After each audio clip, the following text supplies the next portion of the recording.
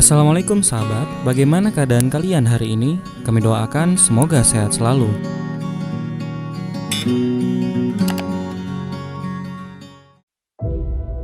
So many of these false flag operations have gotten us into big trouble.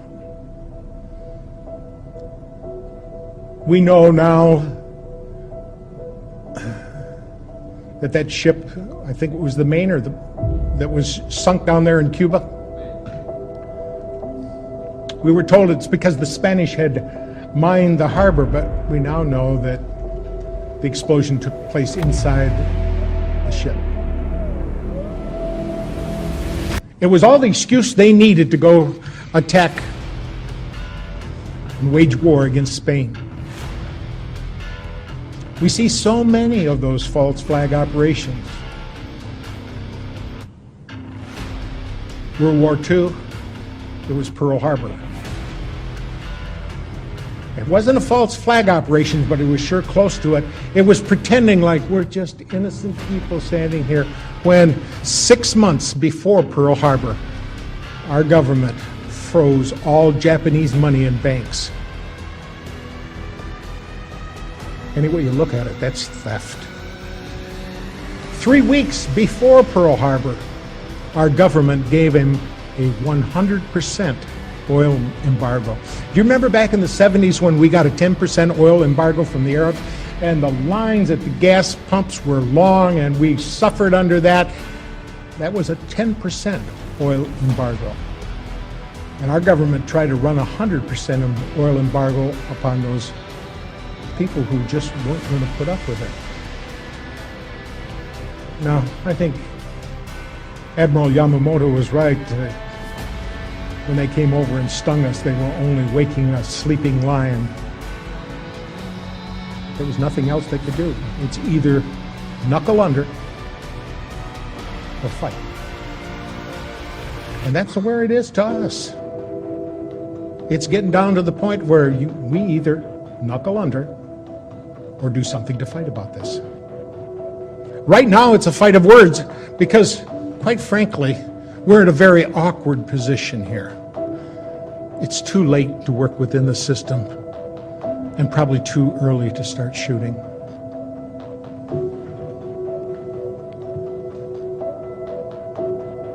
And I think there's a whole lot of us here in America that really and truly are gutless. And it's only going to be the land of the free as long as it's the home of the brave.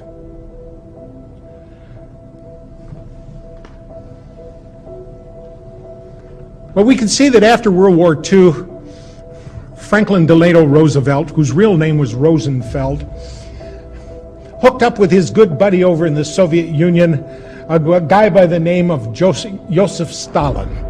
His real name was Joseph Vissarionovich Jugashvili. Gashvili means son of. And he let his good buddy Joseph Stalin oversee the elections in much of Europe. And ironically, all those people decided to become pawns in the communist superstate. It was Joseph Stalin that said so clearly, and we better pay attention to what he has to say, those who cast their votes decide nothing. Those who count the votes decide everything. And we saw that happen here not too long ago in America because George Bush got elected. And it was his brother down there in Florida that sure did a lot to swing the votes. Remember all those hanging and pregnant chads and all the excuses they had to not count a lot of votes and to count other ones that they shouldn't have. And it reared its ugly head here again in 2004 because down in Ohio, the people who were in charge of the election commission said to the people who were bringing in the voting machines, all right, open up your voting machines before the polls start here because I want to see ahead of time that all the registries are set to zero, that there are no names inside. And they said, oh no, you can't look inside these machines. It's for security. It's for the sanctity of the vote. We must not let anybody look in the machines. And they said, we're the ones in charge of seeing whether or not the sanctity of the vote is taken care of.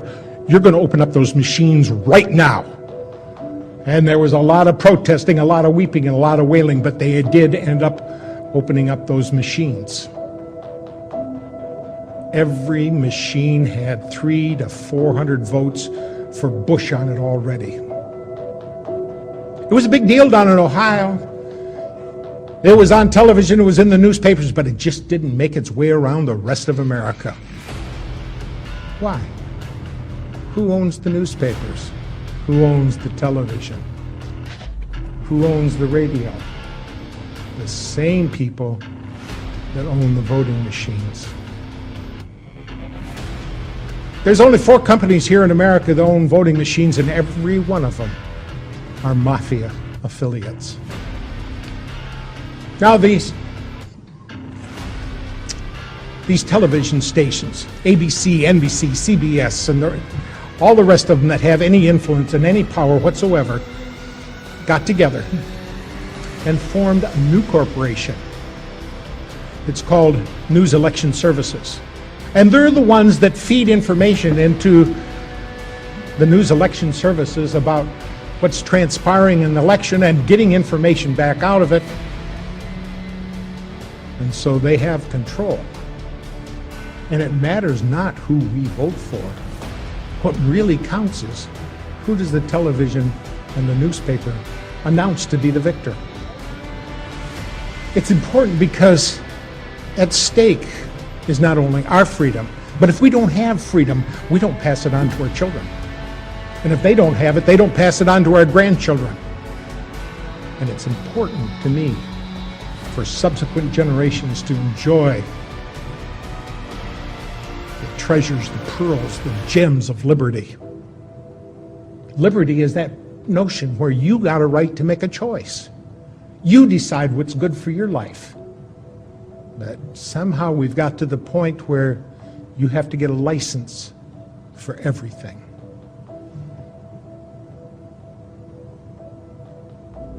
But as long as the people don't speak up, as long as we don't do what's necessary to inform the others around us, as long as we act lethargically rather than robust and animated champions of liberty, it'll slip right through our fingers. I have to ask you, are you willing to crank it up? Are you willing to pass out more DVDs? Are you willing to talk to more people? Are you willing to do what's necessary to safeguard our Constitution? For it was, I think it was Daniel Webster that said, safeguard your Constitution, for miracles do not cluster. What has happened once in 6,000 years may never happen again. And if the American Constitution goes down, there will be anarchy in the world. Let's safeguard it like it's precious. Thank you.